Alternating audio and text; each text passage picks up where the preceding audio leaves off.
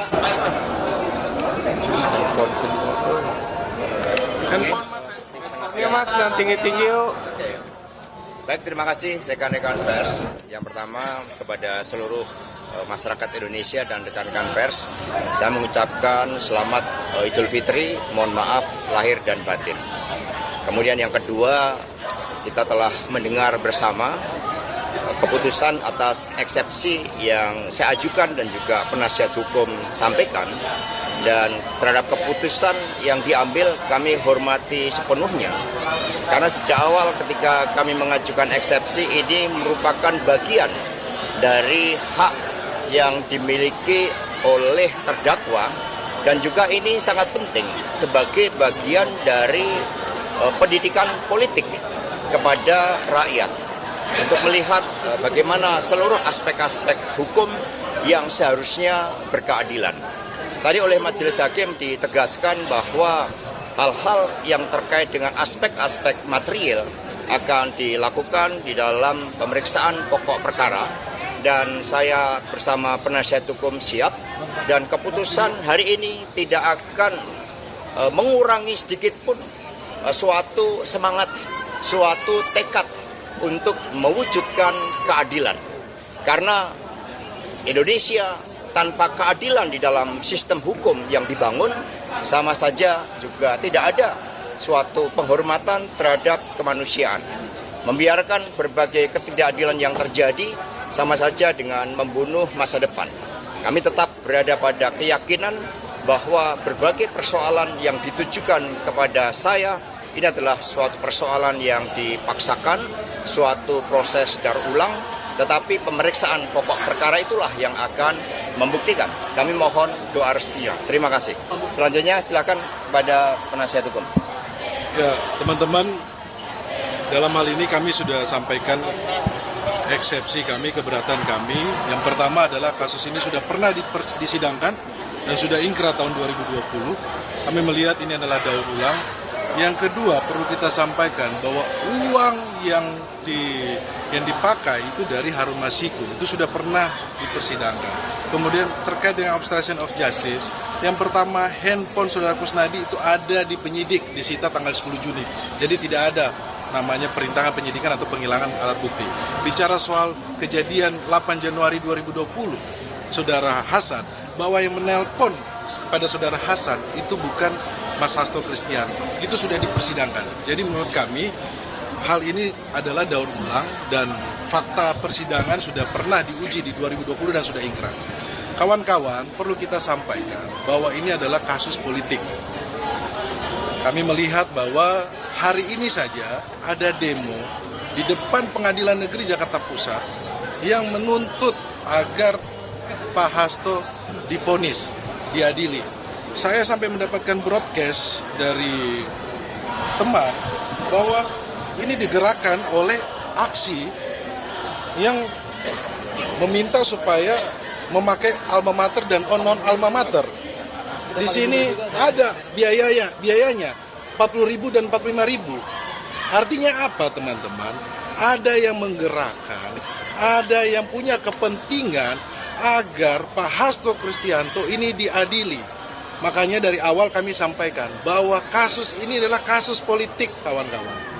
Ini adalah upaya untuk mengganggu PDI Perjuangan dengan menarget Pak Hasto Kristianto. Karena Pak Hasto Kristianto sampai saat ini masih sebagai sekjen PDI Perjuangan. Jadi perlu kita ketahui kepada kawan-kawan bahwa ini adalah kasus politik dan Mas Hasto adalah tahanan politik. Hukum kita hormati. Hukum harus kita jalani sesuai dengan asas penegakan hukum yang fair, yang berjalan dengan baik. Tetapi hukum tidak boleh ditunggangi, tidak boleh ditunggangi oleh kepentingan-kepentingan politik.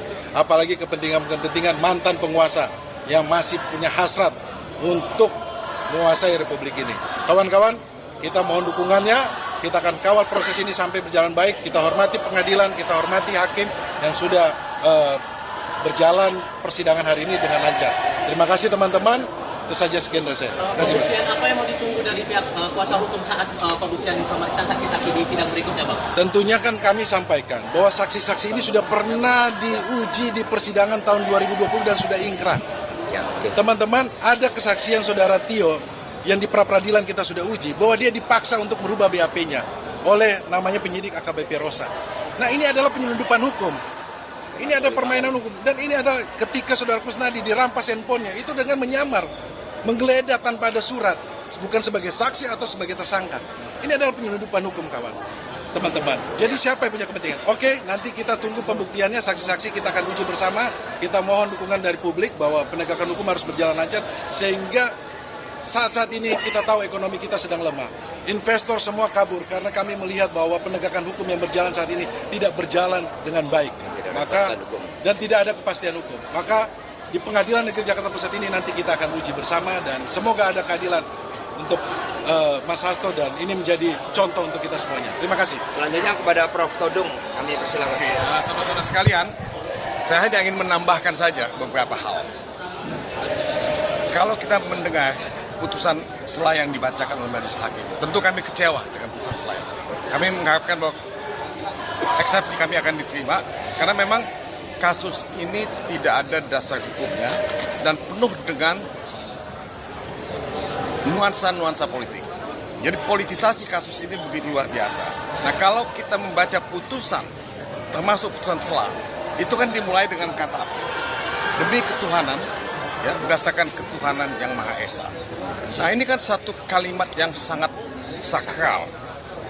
Nah, apakah kita melihat itu dijadikan sebagai acuan, sebagai pedoman dalam sebuah putusan? Ya.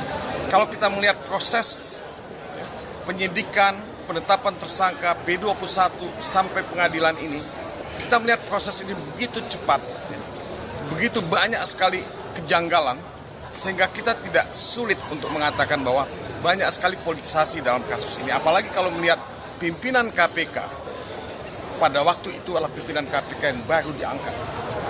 Ya, belum lama ya diangkat. Nah, apa memang tidak ada pekerjaan kasus korupsi yang lain yang harus dikerjakan? Kenapa mesti Hasto Kristianto yang kebetulan sekjen PDIP yang akan menghadapi Kongres PDIP dalam waktu dekat ini? Saya tidak tahu tanggal berapa, tapi tidak salah kalau publik menduga atau punya prasangka bahwa Hasto ini dibegal, dicekal untuk tidak boleh menjadi sekjen PDIP. Saya harus mengatakan ini karena saya melihat bahwa proses hukum dalam kasus Hasto Kristianto ini sangat banyak ya, kejanggalan-kejanggalan akibat tekanan-tekanan politik yang ada. Nah, hukum pidana itu untuk apa? Untuk mencari kebenaran substansial, kebenaran material. Ya. Dua hal ini. Nah, tapi kan yang dipertontonkan kepada kita adalah kita ini ingin mencari kebenaran formal, bukan itu. Ya. Tadi kita bicara mengenai saksi, tadi bicara mengenai dakwaan. Banyak sekali hal-hal yang menurut kita lemah dan cacat dalam dakwaan ini. Kenapa? Karena memang politisasi. Jadi pikiran kita sebetulnya bukan mencari kebenaran dalam proses-proses semacam ini yang saya lihat dari proses persidangan. Mindset kita itu udah mindset punitif. Ngerti punitif? Mindset menghukum. Bukan mindset mencari kebenaran material. Nah, inilah kelemahan dalam proses peradilan politik. Nah, karena ini proses peradilan politik, seharusnya pengadilan bersikap arif dan bijaksana menerima eksepsi kami dan menyatakan bahwa tidak ada dasar, tidak ada alasan untuk meneruskan proses ini. Nah, ada satu prinsip lagi dalam disebut equality in arms. Equality in arms itu apa? Itu memberikan keadilan, fairness, justice kepada kedua belah pihak, baik penuntut umum maupun kuasa hukum. Nah, yang kita lihat penuntut umum yang punya waktu banyak sekali, termasuk memanggil saksi-saksi yang kebetulan orang KPK. Kita ini tidak dapat, kita ada deprivasi hak untuk menghadirkan saksi-saksi yang meringankan kita. Nah, ini tidak fair. Ini tidak fair sama sekali. Jadi ini hal-hal semacam ini tidak boleh terjadi kalau kita ingin mencari kebenaran material. Jadi menurut saya, ini cacat dan iklan yang buruk buat Indonesia. Karena dunia melihat Indonesia sebagai negara hukum, dan sebagai negara hukum kita tidak menegakkan hukum sesuai dengan due process of law, sesuai dengan aturan hukum yang berlaku, dan ini akan dicatat ya sebagai satu iklan yang jelek buat Indonesia untuk ya mengundang ya. Tadi disebut oleh Roni investor asing. Saya kira investor asing akan sangat galau, sangat gamang, sangat gundah kalau ingin melakukan investasi di Indonesia. Apalagi dalam keadaan ekonomi yang sangat mencemaskan hati kita. Mungkin itu ya. Terima kasih. Baik, terima kasih. Semangat.